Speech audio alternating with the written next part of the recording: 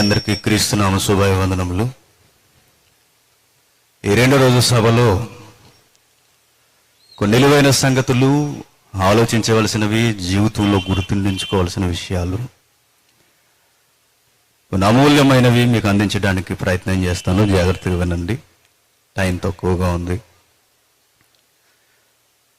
చరిత్రలో దేవుని తీర్పులు, ఆయన తీర్పులు ఎంత న్యాయమైనవో, ఆయన కొలమానం ఎంత ఖచ్చితమైనదో, ఆయన మాటను మనం కాదనలేము, అది అక్షరాల జరుగుద్ది అనడానికి కొన్ని పచ్చి నిజాలు ఈరోజు మీ ముందుకు తీసుకురాబోతున్నాను. ఇది చరిత్రలో జరిగిన ఒక కేస్ స్టడీ, ప్రతులలో భద్రం చేయబడిన ఒక స్టేట్మెంట్. దానిని గురించి మనం ధ్యానిస్తున్నప్పుడు ఒక మనిషి పట్ల మనం ఎలా వ్యవహరించాలో మనకు అర్థం అవుతుంది. ధనం ఉందని, బలముందని, రాజ్యం నాదని, నా మాటే శాసనమని ఒక అమాయకుని జీవితాన్ని తొక్కేశారు. ఆ దీనుడి పక్షాన ఎవరు లేరు కదా, ఎవడడుగుతాడులే అనుకొని ఆ పేదవాడి జీవితాన్ని కోకుట వేలతో పెకలించేసి వాడుకున్న భూభాగాన్ని లాగేసుకోవాలనుకున్నారు. లాగేశారు కూడా. సౌండ్ పెడుతూ మీరు పెట్టకపోతే నేను పెడతాను వచ్చి.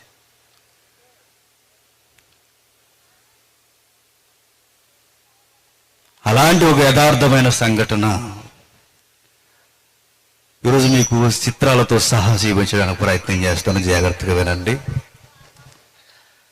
దేవుని కొలమానం ఎంత ఖచ్చితమైనదంటే, సుప్రీంకోర్టు ఇచ్చిన తీర్పులైనా మారతాయేమో కానీ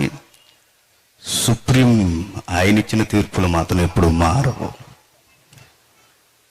ఎందుకంటే ఆయన ఒక మాట అన్నాడంటే అక్షరాలు ఖచ్చితంగా జరుగుద్ది, తీరుద్ది. అది ఎవరు అవునన్నా కాదన్నా.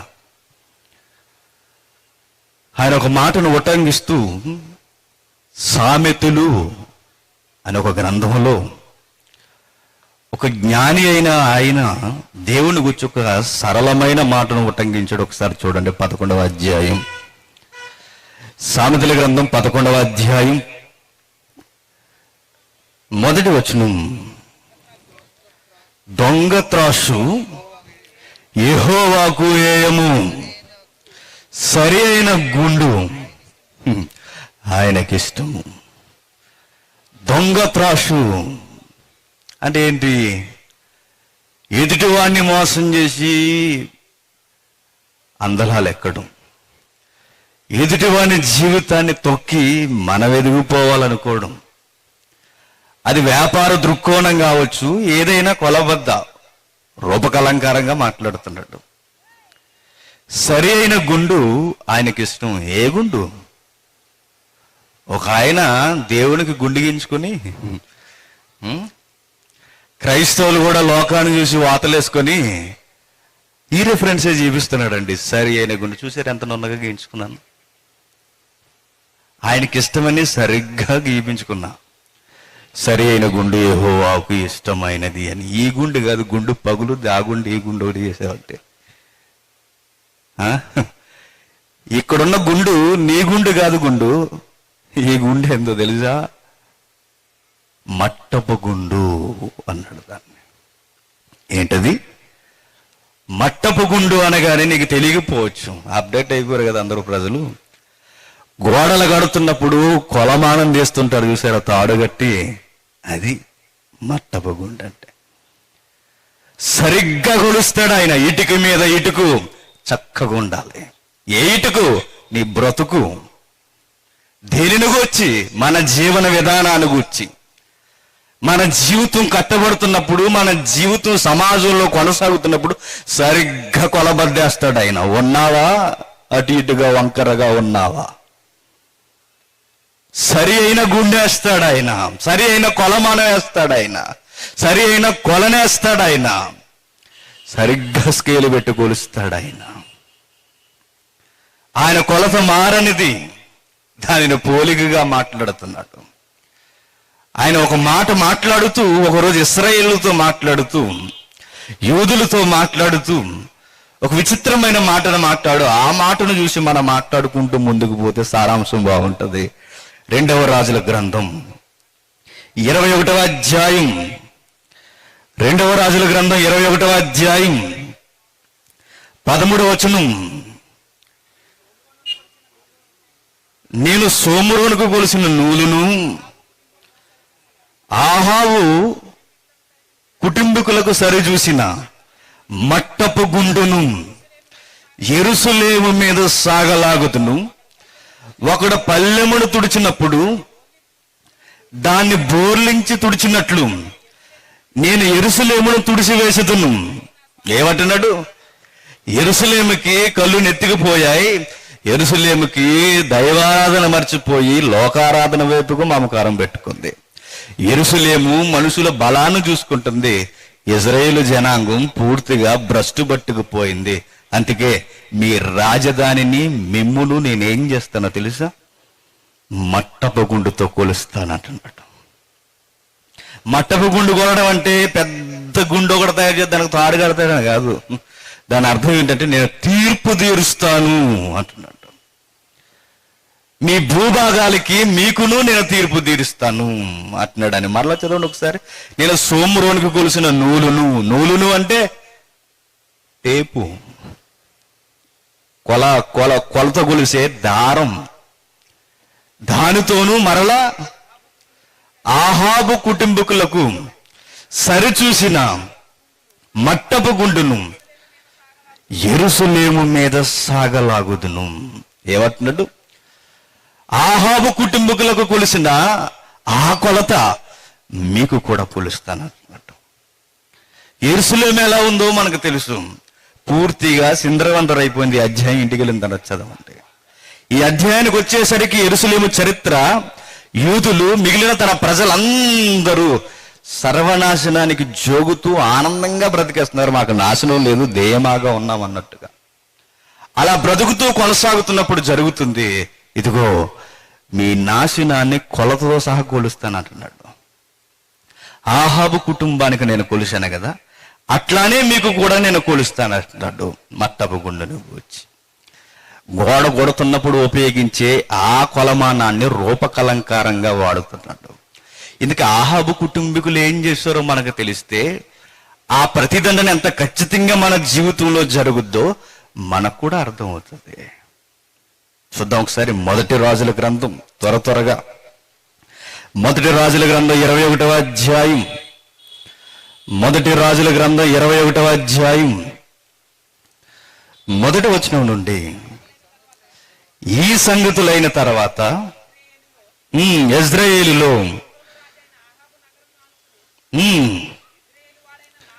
ఇజ్రాయేలు వాడైన నాబోతునకు ఒక ద్రాక్ష తోట కలిగి ఉండగా ఆహాబు నాబోతును పిలిపించి, నీ ద్రాక్ష తోట నా నగర్ని ఆనుకొని ఉంది గనక అది నాకు కూర తోటకిమ్ము, దానికి ప్రతిగా దానికంటే మంచి ద్రాక్ష తోట నీకిచ్చేదను, లేదా నీకు అనుకూలమైన ఎడల దానిని క్రయమునకు ఇమ్మని అడిగెను. బాగా వినాలండి. బైబిలు దేవుని వల్ల రాయబడింది అనడానికి ఇది ఒక చక్కటి సందర్భం. అన్నిట్లో ఇదొకటి కూడా. ఎట్లా అంటే, చరిత్రను గమనిస్తున్నప్పుడు బైబిల్ రచయితలు చరిత్రను వేరేలా గమనించారు. బైబిల్కు ఉన్న గొప్పతనం ఏంటంటే, ఎవరైనా ఆహాబు చరిత్ర రాయమంటే చరిత్ర ఎక్కడ మలుపు తిరిగిందో వారు అబ్జర్వ్ చేసేది ఏటి మీద అబ్జర్వ్ చేస్తారో తెలుసా? యుద్ధాల మీద, తను చేసిన రాజరికపు పాలన మీద, కట్టడాల మీద, లేనిపోని ఈ భూభాగపు సరిహద్దు ప్రాంతాల మీద, తన కుటుంబం మీద పరిశీలన చేస్తాడు రాజనీతి శాస్త్రం తెలిసిన ఏ రచయిత అయినా. కానీ విచిత్రం ఏంటంటే, బైబిల్ రచయితలు మాత్రం చరిత్ర ఎక్కడ మలుపు తిరిగిందో కీలకంగా అక్కడే పట్టుకున్నారండి. బాగా వినాలి. చరిత్ర ఎక్కడ మలుపు తిరిగిందో అక్కడే పట్టుకున్నారు బైబిల్. బైబిల్ దేవుని ప్రేరేప వలన రాయబడింది అనడానికి ఇది ఒక చక్కటి ఉదాహరణ. ఏ రాజనీతి శాస్త్రం తెలిసిన వాడినైనా ఆహాబు ఎలా నాశనం అయిపోయాడో రాయవయ్యా అంటే ఏదో రాసుకొద్దుడు, పలానా యుద్ధాల వలన లేదా పలానా మోసం చేసిన దాని వలన ఏదో విషయం వల్ల నాశనం అయిపోయాడని చెబుతారు. కానీ బైబిల్ రచయితలు ఎక్కడ కీలకంగా పట్టుకున్నారు తెలుసా? ఒకనికి అన్యాయం చేయడం వలన వాడు మట్టి గెలిచిపోయాడని దేవుని ప్రేరణతో రాసిన సందర్భం అది. ఏం చేశాడట? ఇజ్రాయేలు భూభాగంలో, ఉత్తర భూభాగంలో నా ప్రాంతంలో వీరికి ఒక కోట ఉండేది, తాత్కాలికంగా నివాసం ఉండి యెరూషలేములో ఉండేది, తాత్కాలికంగా అక్కడ ఉండేది.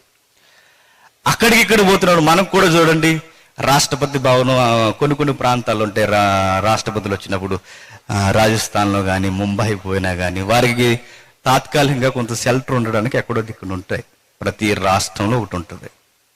అలానే అతనికి కూడా ఎలా ఉండేదంటే, ఈ నాబోతు పొలం దగ్గరే ఒక కోట ఉండేది. యుద్ధాలు ఎక్కువగా ఫిలిస్తీన్లతో అక్కడే జరిగేవి. ఆ మొదటి సమయాలు 29 అధ్యాయంతో జరిగితే ఇంటికి వెళ్ళిన తర్వాత మీకు అర్థమవుతుంది. ఆ ప్రాంతంలో ఈ పేదవానికి ఒక ద్రాక్ష తోట, ఆ తోట మీద కన్నేశాడు ఎవరు? ఆహాబు. ఇమ్మన్నాడు, నీకు దానికి బదులుగా ఏదన్నా ఇస్తాను, నాకు ఇవ్వయ్యా అంటే నేను ఇవ్వను అన్నట్టు. పోనీ అమ్మేస్తావా అని అడిగాడు. అమ్మను అన్నట్టు. అంతేనండి. ఏం చేశాడట చదవండి. అందుకు నాబోతు, నా పిత్రార్జితము నీకు ఇచ్చుటకు నాకెంత మాత్రము వల్లపడదని చెప్పగా నీకీనని తనతో చెప్పిన దాన్ని బట్టి ఆహాబు మూతు ముడుచుకునేవాడై మంచం మీద పరుండి ఎవరితోనూ మాట్లాడకయు భోజనం చేయకయుండెను. అంతటా అతని భార్య అయిన యెజెబెలు వచ్చి, నీవు మూతు ముడుచుకునే వాడవై భోజనము చేయక ఉండేదవేమని అతన్ని అడుగగా, అతడు ఆమెతో ఇట్లా, నేను ఆ ద్రాక్ష తోట నా క్రైమనకిమ్ము, లేక దానికి మారుగా మరి ఒక ద్రాక్ష తోట ఇస్తానని. కానీ వాడు ఏమని అన్నాడు, ఇందుకే నేను ఫీల్ అవుతున్నాను, మంచం మీద బరున్నాను అని చెబుతున్నాడు. ఎవరికి? భార్యకి. అక్కడ ఏం జరుగుతుందో జాగ్రత్తగా అబ్జర్వ్ చేయండి. తాత్కాలిక సందర్భం అనుకోకండి, సమకాలీన సందర్భానికి కూడా వర్తిస్తుంది. చాలా మంది, ఎక్కువ మంది చేసే తప్పు ఏంటో చెప్పిన, పేదోళ్ళని తక్కువగా చూడడం, వాడి మీదకి ఏదైనా గొడవ వస్తే ఆడ వెనక ఎవడు లేడు కదని ఓవరకే మందిగా వెళ్ళిపోయి పడిపోవడం. మేము విషయం తెలియట్లేదు. వాడి కనుక రిక్వెస్ట్ మోకాలు వేసి దేవుడు చెప్పుకున్నాం కొన్ని, ఏ మందిని చూసి తెగ ఫీల్ అవుతుందో ఆ మంది అంతా కనుమరుగైపోద్ది నెక్స్ట్ ఇయర్కి. కేసు ఎక్కడ అప్లై అవుతుందో అక్కడ అప్లై అవుతుంది. అడేమనడు, ప్రభువా నువ్వేనయ్యా నాకు ఆధారం అన్నావంటే ఇంక అయిపోయావు. ఇక దీనుల పక్షాన ఉండేవాడు ఎవడో తెలుసా? యెహోవా. దీనులను ఆదరించేవాడు ఆయనే, దిక్కులేని వారిని దరికి చేర్చుకునేవాడు ఆయనే. ఇతని పక్షాన ఎవరు లేరు కదని ఆహాబు ఏమనుకుంటున్నాడు తెలుసా? ఎవడన్నాడు ఈడే నాకు ఇవ్వనంటున్నాడు అనుకుని ఆడపిల్లలాగా ముడుచుకుని మంచం ఎక్కి పరుండి బాధపడుతున్నాడు. నిజానికి పౌరుషం కలిగిన రాజు అయితే ఏం చేద్దాడు? అక్కడెక్కడే చంపేద్దాడేమో. ఇతనికి పౌరుషం ఇతరులో లేదు. ఏదో మన కథ చెప్పుకున్నాం చూసారా, మాయగాడి ప్రాణం శిలకలో ఉన్నట్టు ఇతడిగాడికి కోపం ఆమెలో ఉంది. మొత్తం సిస్టమ్ అంతా ఆవిడే నడిపిస్తూ ఉంటుంది అన్నమాట. చెప్పాడు, ఏంటండి మీరు ఎలా ఉన్నారేంది అని అడిగింది. ఏం చెప్పమంటావు, నాకు ఆ పొలం కావాలనుకున్నది. దేనికి పొలం? కూర మొక్కలు నాటుకోవడానికట. అతడి జీవితం అంతా దాని మీదే బ్రతుకుతున్నాడు. అతడంతా దాన్నే పోషించుకుంటూ దాన్ని చూసుకుంటూనే బ్రతుకుతున్నాడు. వీడికి ఏదో మానసిక ఉల్లాసంగా కొన్ని కూర మొక్కలు పండించుకోవడానికట ఉన్న భూములు సరిపోవట.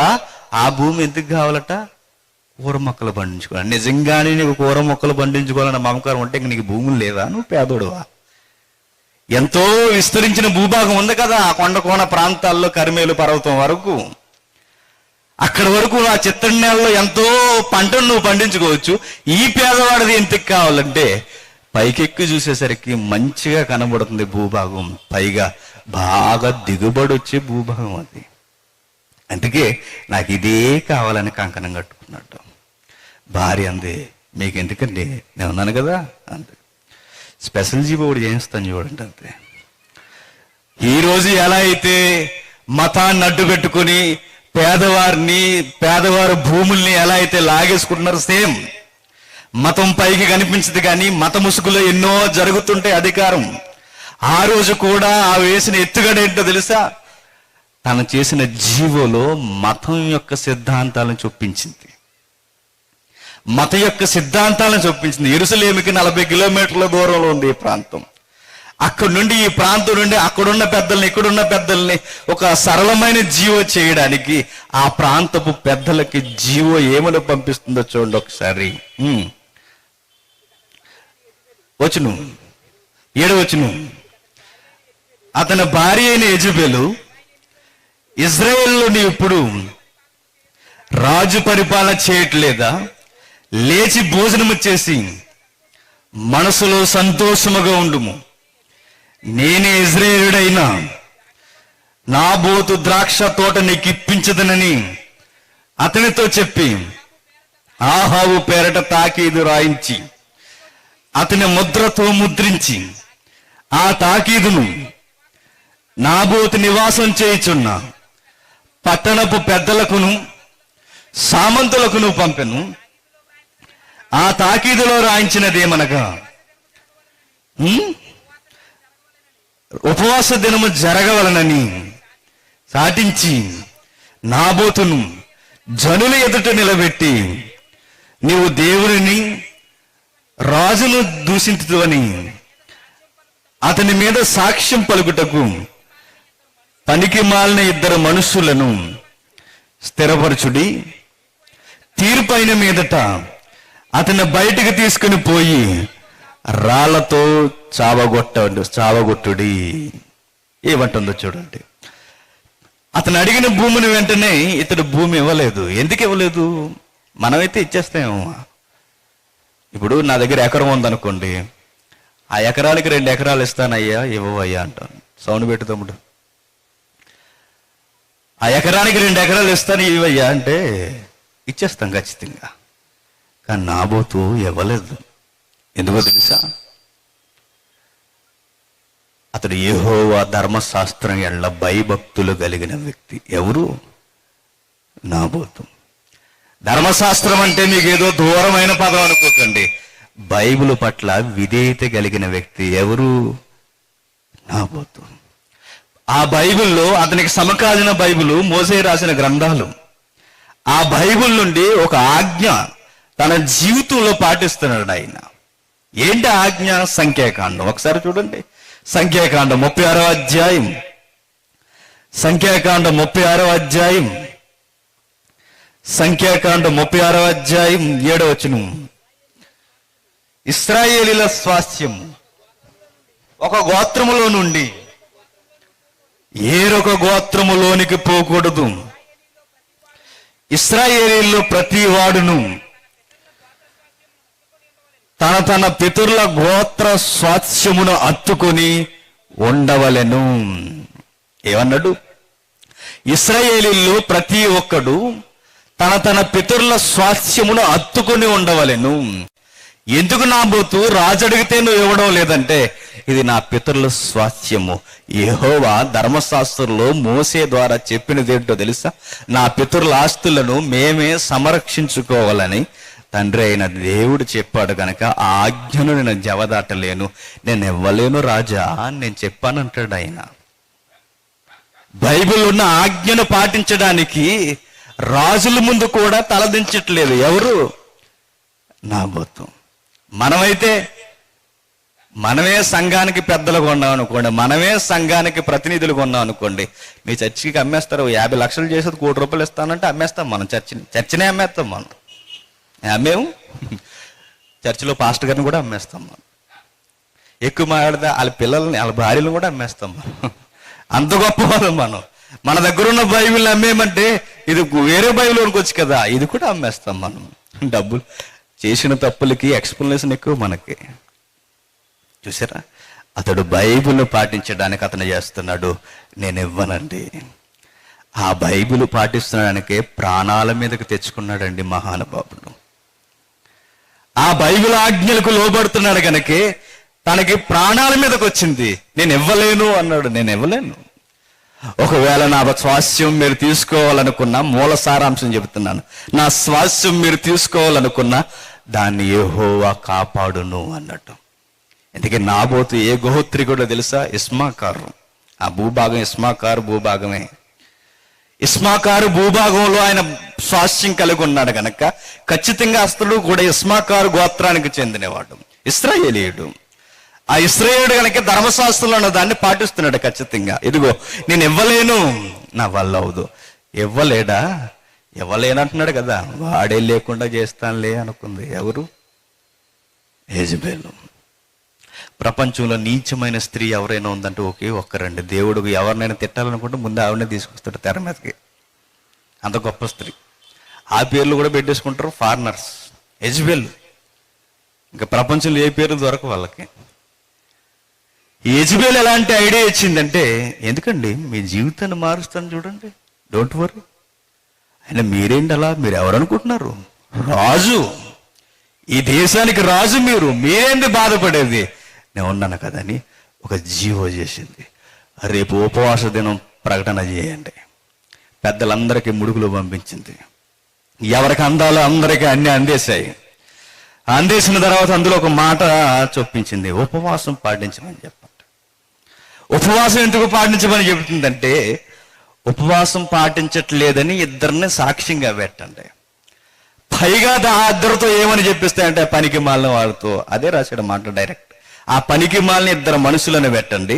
ఆ పనికి మాలిన వారితో ఏమని చెప్పిస్తారంటే, ఇతడు ముందు దేవుణ్ణి దూషిస్తున్నాడని చెప్పండి, ఆ తర్వాత రాజుని. నిజానికి నాబోతు దేవుని దూషించాడా? దేవునికి విధేయత కలిగి ఉన్నాడా? దేవుని ఆజ్ఞలకు విధేయత కలిగి ఉన్నాడు. దేవుని ఆజ్ఞలకు విధేయత కలిగి ఉన్న వ్యక్తిని ఎలా క్రియేట్ చేస్తున్నారో తెలుసా? దొంగ సాక్ష్యాలు చెబుతూ, ఇదిగో ఇతడు దేవుడికి విరోధంగా ఉన్నాడని, దేవుడి మీదే తిరుగుబాటు చేస్తున్నాడు అన్నట్టుగా ప్రజల మధ్య సాక్ష్యం నమ్మబలుగుతున్నారు.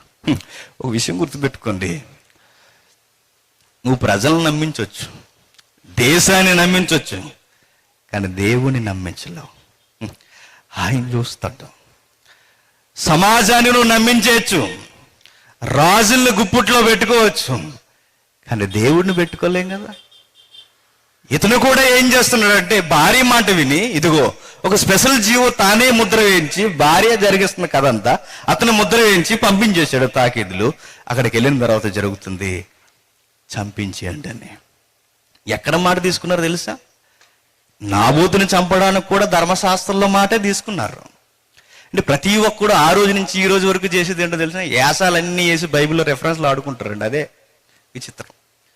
చేయాల్సిన తప్పులన్నీ చేసేస్తారు. రెఫరెన్స్ ఎక్కడ ఎదుగుతారు? మేము చేసిన రైటు అని చెప్పడానికి మళ్ళీ బైబిల్లో రెఫరెన్స్లు ఎదుగుతారు.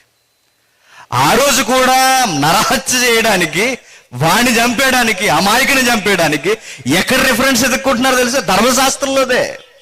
అతను ధర్మశాస్త్రాన్ని పాటించినందుకు ఇతన్ని చంపేయడానికి మరలా ధర్మశాస్త్రంలో రెఫరెన్స్ ఎతికారు. నిర్గమాకాండం ఒకసారి చూడండి. నిర్గమాకాండం 20వ అధ్యాయం, నిర్గమాకాండం 20వ అధ్యాయం 17వ వచనం. నిర్గమాకాండం 20వ అధ్యాయం 17వ వచనం. నీ పొరుగు వాని ఇల్లు ఆశింపకూడదు, నీ పొరుగు వాని భార్యనైనను క్షమించాను. లేవియకాండం 24వ అధ్యాయం 15-16 వచనాలు. లేవియకాండం 24వ అధ్యాయం 15-16 వచనాలు. మరియు ఇశ్రాయేలీయులతో ఇట్లనుము, దేవుని శపించువాడు తన పాప శిక్షను భరింపవలెను, యెహోవా నామమును దూషించువాడు మరణ శిక్షను పొందవలెను. సర్వ సమాజము రాళ్లతో అట్టి వాణ్ణి చావగొట్టవలెను. ఎక్కడ మాట తీసుకున్నారు?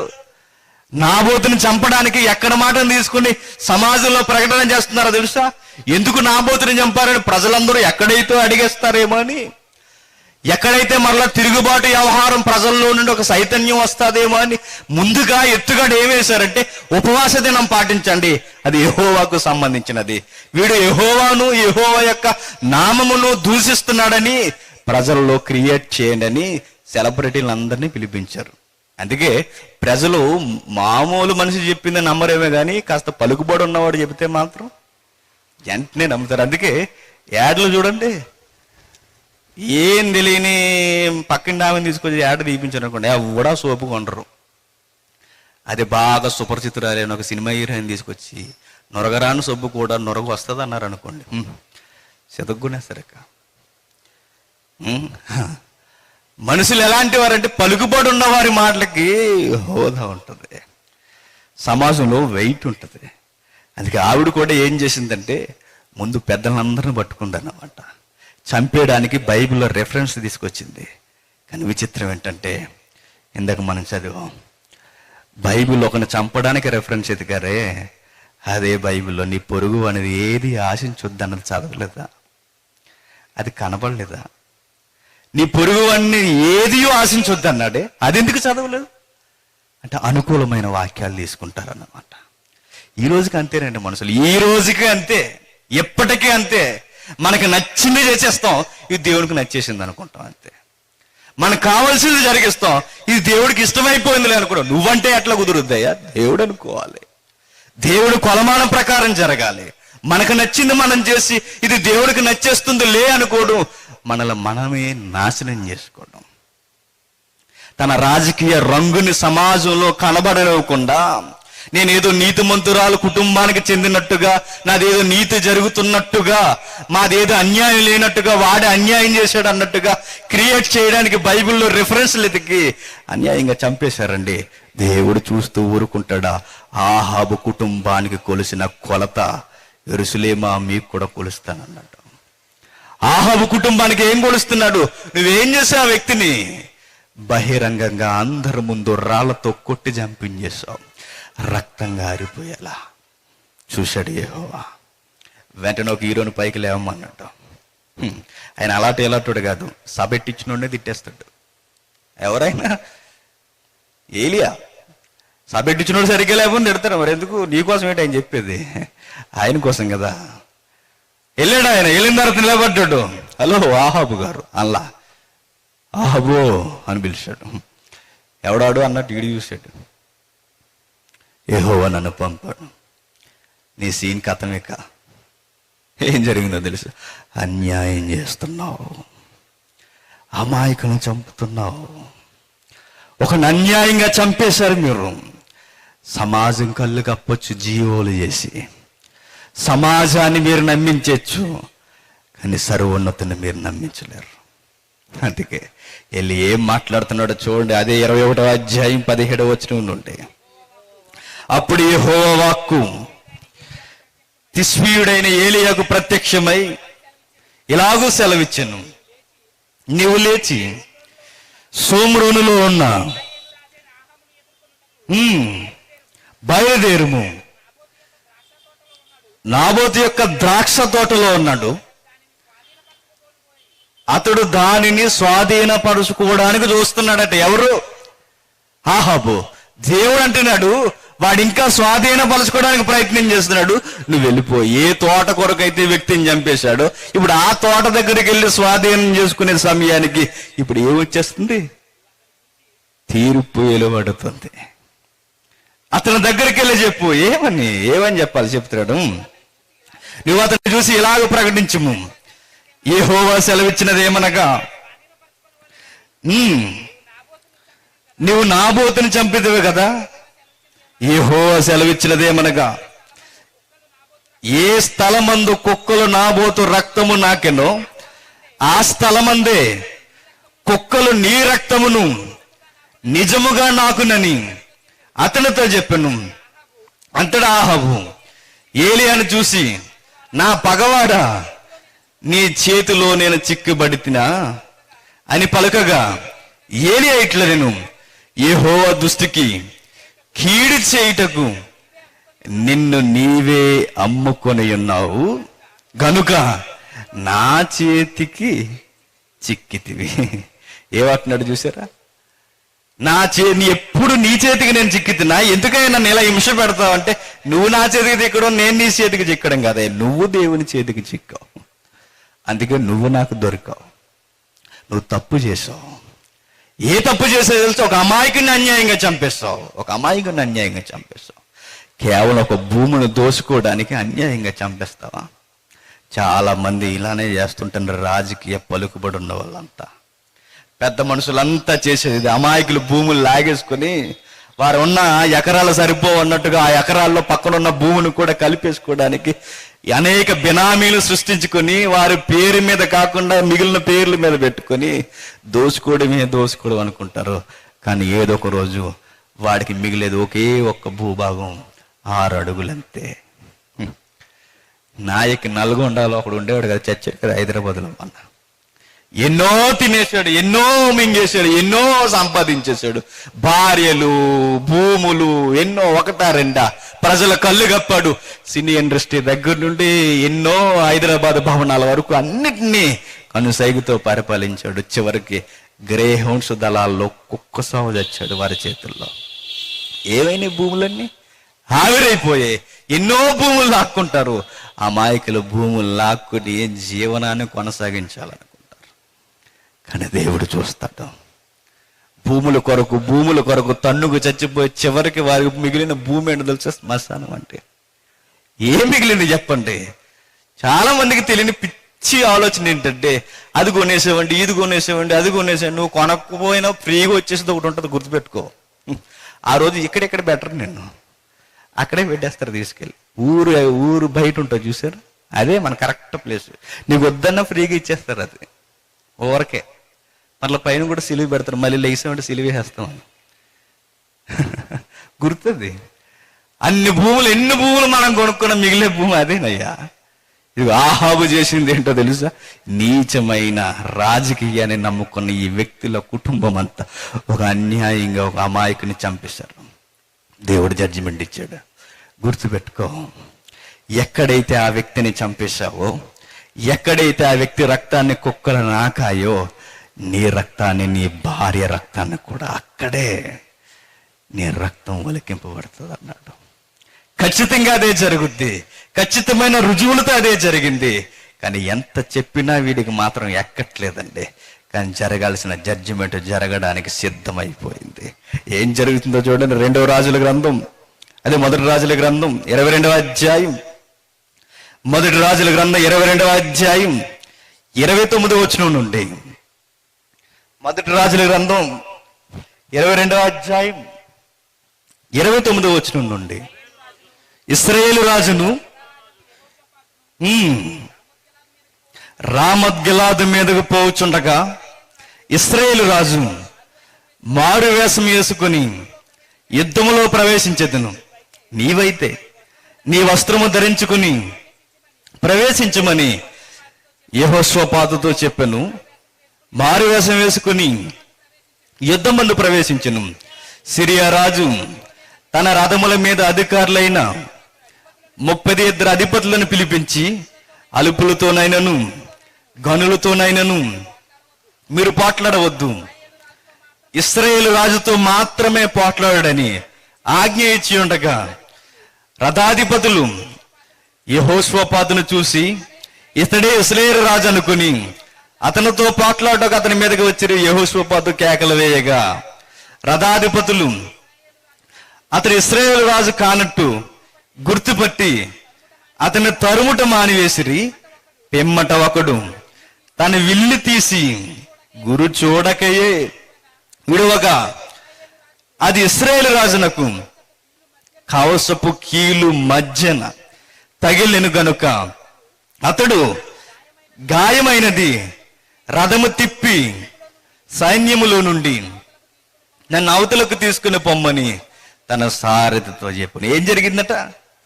నిజానికి గురిపేట చూస్తే తగలకపోతుందేమో. గురి చూడకన్నా బాణాన్ని ఇసిరాడట. గురి లేని బాణాలకు కూడా గురికి సరిగ్గా నడిపించేది ఎవరో తెలుసా? సైన్యములకు అధిపతి యెహోవా. గురిలేని బాణాన్ని కూడా గురి దగ్గరికి నడిపిస్తాడు ఆయన. వీడనుకున్నాడు వేసాలేసి మారు వేసాలేసి బ్రతికేద్దాం అనుకున్నాడు. నువ్వెన్ని వేసాలు వేసినా ప్రజల దగ్గరే, దేవుడి దగ్గర కాదు. నీ పగట వేషాలన్నీ ప్రజల దగ్గర, దేవుడి దగ్గర కుదరు. నీ కుప్పగంతులన్నీ వాడు చేసింది ఏంటో తెలుసా? ప్రజల్ని మోసం చేద్దాం అనుకున్నాడు. దేవుణ్ణి మోసం చేస్తావా? ప్రజలను మోసం చేసి గడ్డాలు పెంచి గడ్డాలు గీంచి తిరిగే నాయకు చావలా? తర్వాత మోసాల మీద మోసాలు అని చచ్చాడు. బిల్లాడని వేషాలు మార్చాడని చెప్పాడు. తర్వాత చచ్చాడు. అదే ట్రెండ్ ఆ రోజు నుంచి కూడా. వాడే వేషాలు మార్చారు. దొంగలందరూ వేషాలు మార్చి తిరుగుతుంటారండి. ఆ రోజు కూడా వాడు ఏం చేశాడు తెలిసి? యాసం మార్చేశాడు. యాసం మార్చినా యెహోవాను మోసం చేయలేదు కదా. గురు చూడకుండా వేసంట. వాడేదే ఏ దృష్టితో వేసాడో బాణం. తెలుగు సినిమాలు అప్పుడప్పుడు చేస్తుంటారు చూసారు, ఎలా వేస్తుంటే ఎలా పోతుంటది బాణం. అలా వేసేసాడు. పోయిన బాణం అడ్డుపోకుండా ఇటు తిరిగి వచ్చి సరిగ్గా కవచానికి మధ్యన తగిలింది. కుప్పకూలిపోయాడు. రథాన్ని ఎక్కించేశారు. సైన్యం అవతలు తీసుకెళ్ళిపోండి. అర్థమైపోయింది ఇక నేను పోతానని. అలా రాగా ఎక్కడికి రథం పోయిందో చూడండి, జాగ్రత్తగా చదవాలి. ఈ ప్రకారము 37 వచనం, ఈ ప్రకారం రాజు మరణమై సోమ్రోనున కొనుపోబడి సోమ్రోనులో పాతి పెట్టబడును. వేశ్యలు స్నానం చేయుచుండగా ఒకడా రథమును సోమ్రోను కొలంలో కడిగినప్పుడు యెహోవా సెలవిచ్చిన మాట చెప్పున కుక్కలు వచ్చి అతని రక్తము నాకెను. ఏం చెప్పాడు అక్కడ? ఏలియా వెళ్ళి అదే మాట చెప్పాడు. ఎక్కడైతే నాబోతు రక్తాన్ని కుక్కలు నాకాయో, ఎక్కడైతే ఈది కుక్కలు నాకేలా తన రక్తాన్ని మార్చావో, నీ రక్తాన్ని కూడా అక్కడే కుక్కలు నాకుతాయని చెప్పాడు. సేమ్ తనకదే జరిగింది. మీరు ఒక విషయాన్ని నమ్మేయండి బలంగా. నీ వెనక ఎవ్వరూ లేకపోయినా పర్వాలేదు. నేను నమ్ముకున్న దేవుడు ఎప్పుడు, నువ్వు నమ్మిన దేవుడు ఎప్పుడు నీ వెనుకుంటాడని నువ్వు నమ్మగలిగితే, నీ ఎదుటి ఎంత పెద్ద శత్రువు అయినా వాడు ఒకరోజు కుప్పకూలిపోవలసినదే. మనం దేవుని నమ్మమండి, అన్నీ నమ్ముతాం తప్ప. అందరినీ నమ్ముతాం, మనుషులందరినీ నమ్ముతాం, పోలీసు వారిని నమ్ముతాం, కోర్టుని నమ్ముతాం, పెద్దలను నమ్ముతాం, అధికారులను నమ్ముతాం, అన్నీ నమ్ముతాం, దేవుని నమ్మం. నువ్వు ఎంతమంది అధికారులను నమ్మినా వాళ్ళందరూ మనుషులు. యెహోవాను నమ్ముకున్న వానికి అన్యాయం జరగదు. నీకు అన్యాయం చేయాలనుకున్నవాడు కూడా అన్యాయం అయిపోతాడు. ఎందుకంటే నీ పక్షాన్ని ఉన్నవాడు యెహోవా గనక. దేవుడు బలమైన తీర్పు తీరుస్తున్నాడు. ఎక్కడైతే తన జీవితాన్ని కనబడకుండా మీరు చేశారో అక్కడే మీ జీవితాన్ని కూడా కనపడకుండా చేస్తానని జడ్జిమెంట్ ముందే ఇచ్చేసాడు, ముందే ప్రకటన చేసేసాడు. దేవుడు ముందే తీర్పు తీర్చి శిక్ష కళ్ళ ముందు జరుగుతూ చూసే అన్నాడంతే. జరిగిపోయింది. వీటన్నిటికీ ప్లాన్ గీసిన మాస్టర్ ఉంది కదా, ఆవిడ మాత్రం వదులుతాడా చెప్పండి? ఆవిడ కూడా వదలలేదు. ఆవిడని ఏం చేశాడో చూడండి. 2వ రాజుల గ్రంథం ఊహించుకుందాం. 2వ రాజుల గ్రంథం 9వ అధ్యాయం, 2వ రాజుల గ్రంథం 9వ అధ్యాయం 30వ వచనం నుండి. 2వ రాజుల గ్రంథం 9వ అధ్యాయం 30వ వచనం నుండి. యెహూ ఇజ్రాయేలు ఊరుకొచ్చిన సంగతి యెజబెలునకు వినబడిన గనక ఆమె తన ముఖమునకు రంగు పూసుకుని, ఈ యాసలు మాత్రం పోవట్లేదు చూసారా? ఆడితే అదే యాసం, ఈవిడితే అదే యాసం. మరలా తన ముఖమునకు రంగు పూసుకొని శిరోభూషణములు ధరించుకొని కిటికీలో నుండి కనిపెడు చూచుండగా, దేనికి? నీ సావుకి. దేనికి కనిపెడుకు చూస్తున్నావు? నువ్వు పోవడానికే చూస్తున్నావు. వస్తుందా? కనిపెడు చూచుచుండగా యెహూ గుమ్మము ద్వారా ప్రవేశించెను. ఆమె అతన్ని చూసి, నీ యజమాని చంపిన వాట సమాధానముగా వచ్చుచున్నావా అని అడుగగా, అతడు తల ఎత్తి కిటికీ తట్టు చూసి, నా పక్షమందున్న వారు ఎవరైనా అడుగగా, 2-3 పరిచారకులు పైనుండి తొంగు చూసిరి. అసలు ఆవిడికి సమాధానమే చెప్పట్లేదు. నువ్వు సమాధానంగా వస్తున్నావంటే ఆయన ఏమంటున్నాడు తెలుసా, నా పక్షాన్ని ఉండేది ఎవరెక్కడ అన్నాడు. ఆ సూపుకి, ఆ ధైర్యానికి, ఆ వస్తున్న ఆ వేగానికి చూసేసరికి అర్థమైపోయింది, ఖచ్చితంగా యెహూ ఇక్కడున్న వారందరినీ చంపేయడానికే వస్తున్నాడని. ప్రాణాలు దక్కించుకోవడానికి వారన్నారు నీ పక్షాన మేము నలుగురు ఉంటామని. అయితే అర్జెంటుగా పై నుండి కిందకి తనని తోసేయండి అన్నాడు. యెహూ ఎందుకు పట్టాభిషేకం జరిగిందో తెలుసా? పచ్చిగా మాట్లాడుకుంటే, డైరెక్ట్ గా మాట్లాడుకుంటే, ఇదిగో మీ కుటుంబాన్ని చంపడానికే పట్టాభిషేకం జరిగింది. మీ కుటుంబాన్ని నాశనం చేయడానికి అతను తెర మీదకి వచ్చాడు. ప్రవచనానుసారంగా ముందే తెర మీదకి వచ్చిన వ్యక్తి ఆయన. ఎందుకు ఆయన పట్టాభిషేకం జరిగింది? దానికి మీ అన్యాయాన్ని అరిగట్టడానికే, మీరు చేస్తున్న అన్యాయాన్ని లేకుండా చేసి కడిగి పడేయడానికి ఆయన వస్తున్నాడు. మిమ్మల్ని భూమి మీద ఉండనివాడిక. యెహూకు అంతే, అందుకే పట్టాభిషేకం జరిగింది. డైరెక్ట్ మాట్లాడుకుంటే ఇశ్రాయేలుకి పాలన జరిగించడానికి అది సెకండరీ. అది ఫస్ట్ మిమ్మల్ని అందరినీ చంపి పాడేయాలి, నీ 70 మంది కొడుకులతో సహా. అందుకే వచ్చాడు తెర మీదకి రాజు. గుర్రం వేసుకుని వేగంగా కోటలోనికి వచ్చేసాడండి. కోటలోనికి ఆవరణలోకి వచ్చిన తర్వాత మాట్లాడుతున్నాడు, ఎవరు నా పక్షమని ఉన్నది? ఆ కిటికీలో నుండి చూస్తున్న యెజెబెల్ని కింద పడండి అర్జెంటుగా అన్నాడు. ఏం జరుగుతుందో చూడండి. దీనిని కింద పడద్రోయడని దానిని కిందకి పడదోసి దాని రక్తములో కొంత గోడ మీదను గుర్రముల మీదను చిందెను, మరియు గుర్రముల చేత దాన్ని తొక్కించెను. అతడు లోపల ప్రవేశించి అన్నపానములు చేసిన తర్వాత శాపగ్రస్తురాలు రాజకుమార్తె గనుక దానిని కనుగొని పాతిపెట్టుడని ఆజ్ఞీయగా, అయితే ఆమె కపాలమును పాదములను అరిచేతులను తప్ప మరి ఏమీ కనబడలేదు. ఏమైనా కుక్కలు ఆటికేకి తిన్నాడు, తినేసినాయి కాదు, ముందు ప్రవచనం చెప్పాడు, నువ్వెక్కడైతే అన్యాయంగా నాబోతుని చంపేశావో అక్కడే నీ దేహాన్ని కుక్కలు తింటాయి అన్నట్టు ఖచ్చితంగా చెప్పాడండి. ఖచ్చితంగా చెప్పిందే జరుగుతుంది. చూడండి కావాలంటే మీరు అదే మొదటి రాజుల గ్రంథం 22వ అధ్యాయం ఒకసారి చూడండి. మొదటి రాజుల గ్రంథం 22వ అధ్యాయం 23వ వచనం నుండి. మొదటి రాజుల గ్రంథం 22వ అధ్యాయం 23వ వచనం నుండి, యెహోవా నీ ప్రవక్తల నోట 21 క్షమించండి 21, 23 21, 23 మరి యెజెబెలు గూర్చి యెహోవా సెలవిచ్చినదేమనగా, ఇశ్రాయేలు ప్రాకారం వద్ద కుక్కలు యెజెబెలును తినివేయును, పట్టణమందు చచ్చు ఆహాబు సంబంధికులను కుక్కలు తినివేయును, బయట భూములలో చచ్చువారిని ఆకాశ పక్షులు తినివేయనని చెప్పెను అన్నట్టుగా అక్షరాలు ఖచ్చితంగా ఆయన తీర్చిన తీర్పు వెలువడినట్టుగా ఆహాబు జీవితంలో జరిగింది, యెజెబెలు జీవితంలో జరుగుతుంది. అదే అంటున్నాడు చూడండి 9వ అధ్యాయం 2 రాజుల గ్రంథం 9వ అధ్యాయం ఏం జరుగుతుంది చూడండి. 2వ రాజుల గ్రంథం 9వ అధ్యాయం 35వ వచనం,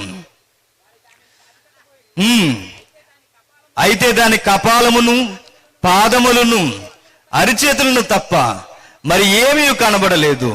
వారు తిరిగి వచ్చి అతనితో ఆ సంగతి తెలియజెప్పగా అతడు ఇట్లనెను, ఇది యెజెబెలని ఎవరునూ గుర్తుపట్టలేకుండా ఇశ్రాయేలు భూభాగమందు కుక్కలు యెజెబెలు మాంసమును తినును. చూసారా, భేదవాని పక్షాన ఎవరున్నారా లే అనుకుని అన్యాయంగా చంపేశారండి. యెహోవా ఏలీయాను పంపించన్నాడు.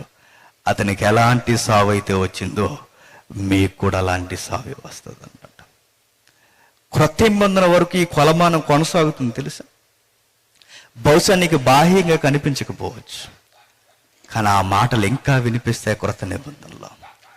నువ్వు కొలిసినదే నీకును కొలవబడును, నువ్వు విత్తినదే నీవును కోస్తావు. ఈ మాటలన్నిటి సారాంశం ఏంటి? ఆ పాత నిబంధనలో వాడింది అదే. ఇదిగో నేను కొలుస్తాను మట్టపు గుండె చేత, నువ్వు కొలిసిందే నీకు నువ్వు కొలుస్తాను అన్నాడు. క్రొత్త నిబంధనలో రాయబడిన మాటలు కూడా అవే. గలతీ పత్రికలో ఏం చెప్తున్నాడు చూడండి, 6వ అధ్యాయం, గలతీ పత్రిక 6వ అధ్యాయం 7-8 వచనాలు. గలతీ పత్రిక 6వ అధ్యాయం 7-8 వచనాలు. మోసపోకుడి, దేవుడు ఎక్కిరింపబడుడు, మనుషుడు ఏమి విత్తెనో ఆ పంటనే కోయును. ఏలయనగా తన శరీరం నుండి క్షయమైన పంటను కోయును, ఆత్మ నుండి నువ్వేదైతే ఎత్తుతున్నావో అదే కోస్తావు. అయితే విచిత్రం ఏంటో తెలుసా, దేవుడు పాత నిబంధన శిక్ష కన్నా కొత్త నిబంధనలో మరింత భయంకరమైన శిక్ష, ఇక శాశ్వతమైన శిక్షకి మనల్ని తీసుకెళ్ళిపోతాడు. నరకంలో పూర్తిగా నాశనం చేసి పడేస్తాడు. అక్కడ వరకు పోకుండా ఉండడానికి భూమి మీద ముందే మనకు తీర్పుగా లేఖనాల నుండి మాట్లాడుతున్నాడు. ఇదిగో నువ్వు చేస్తున్నదే నీ నెత్తి మీదకి వస్తుంది, నువ్వు విత్తిందే నువ్వు కోస్తావు, నీ కొలతే నీకు కొలవబడుతుంది అంటున్నాడు. అబద్ధం ఆడేసాం, ఒకటికి గొడవ పెట్టేసాం, ఒకరి మధ్య ఒకరు చిచ్చు పెట్టేసాం అనుకోకండి, నీకు కూడా దెబ్బ తగులుద్ది సుమా. ఒకరికి అన్యాయం చేస్తే మనం కూడా 100 మంది చేత అన్యాయానికి గురవుతామన్న సంగతి మర్చిపోకు.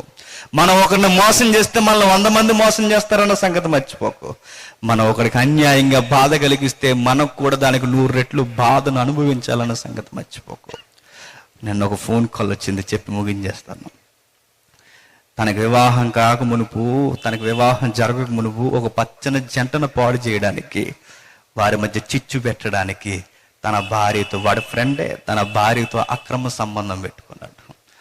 విచిత్రం ఏంటో తెలుసా, వీడికి పెళ్ళి అయింది. తన ఫ్రెండ్ను మోసం చేయడానికి తన భార్యని వీడు చిచ్చు పెట్టి మోసం చేసి వాళ్ళందరూ విడిపోవడానికి కారకుడయ్యాడు. వీడికి కొన్ని సంవత్సరాల తర్వాత పెళ్ళి అయింది. విచిత్రం ఏంటో తెలుసా, వీడికి ఇప్పుడు ఆ నొప్పి ఎలా ఉందో తెలిసింది. వీడి ఫ్రెండ్ ఇప్పుడు వీళ్ళ భార్యని మోసం చేశాడు. నువ్వు కొలిసిందే నీకు కొలవబడుతుంది, నువ్వు చేసిందే నీకు చేయబడుతుంది. పక్కవాడు భార్యని మోసం చేస్తున్నప్పుడు ఆ బాధ నీకు తెలియదు. నీ భార్య నిన్ను మోసం చేస్తా చూసావా, అప్పుడు నీకు తెలుస్తుంది. పక్కవారి ఆడపిల్ల విలువ నీకు తెలియదు. మన ఆడపిల్లలకు అన్యాయం జరుగుతుంది చూసావా, అప్పుడు తెలుస్తుంది బాధ. అన్యాయం చేస్తున్నాను తెలివితేటలు అనుకోకు, నీ అన్యాయం నీ కొంప ముంచేస్తుంది. దేవుడు తీర్పు తీరుస్తాడు, జాగ్రత్త. రేపు మాట్లాడదాం, ప్రార్థన చేసుకుందాం. పరలోకమందున మా తండ్రి, మీరు తీర్చిన తీర్పులు ఎంత న్యాయమైనవో తండ్రి. మనుషులు మాకు న్యాయం జరిగించకపోవచ్చేమో కానీ పరమందున్న దేవా, ఏ మనుషునికి ఏ కొలమానం ఇవ్వాలో మీకు తెలుసు తండ్రి. మా యథార్థతను బట్టి తండ్రి, మా జీవితంలో సరళత మీరు ఏర్పాటు చేస్తారని గుర్తెరిగి, మా జీవితంలో ఉన్న ప్రతి చీకటి కోణాలని దూరం చేసుకొని మీడల పవిత్రమైన జీవితం గడపడానికి సహాయాన్ని అనుగ్రహించండి తండ్రి. తండ్రి కాపాడండి, విన్న మాటల ప్రకారం తండ్రి బ్రతకడానికి సహాయాన్ని అనుగ్రహించండి. ఎన్నో లోతైన సంగతులు మీ గ్రంథం నుండి ధ్యానిస్తున్న తండ్రి తరగనివి. అలాంటి మాటలు ఇంకనూ మీ కుమారుని నోట బలమైన సంగతులు మాకు అందించండి. కాలయాపన చేయకుండా కావలసిన మాటలన్నీ మేము నేర్చుకుని మీ కొరకు ఉన్నతమైన నిర్ణయం తీసుకోవడానికి సహాయాన్ని అనుగ్రహించండి తండ్రి. ఈ సభలను జరిగిస్తున్న ప్రతి ఒక్కరిని జ్ఞాపకం చేసుకుని వారి జీవితాల్లో మీ తోడు ఉంచండి. రేపటి దినాన మరలా మేము మాట్లాడుకోవడానికి అనుకూలమైన సమయాన్ని, జ్ఞానాన్ని మా అందరికీ అనుగ్రహిస్తారని ఆశిస్తూ మీ కుమారుడు మా రక్షకుడైన క్రీస్తు నామమున ప్రార్థన సమర్పిస్తున్నాము తండ్రి. ఆమేన్. సెలవు.